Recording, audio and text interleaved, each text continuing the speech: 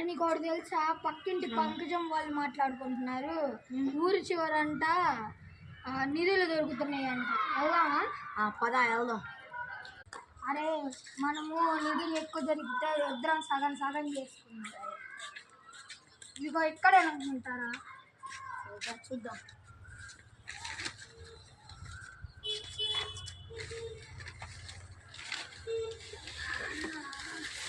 చెత్తలు ఉండేదిరా. ఇదిగో ఇక్కడ ఏదో ఉంది. రూపాయే కదరా ఉంది. రూపాయరా? ఏం లేవురా, వాళ్ళంతా అబద్ధాలేరా చెప్పించి.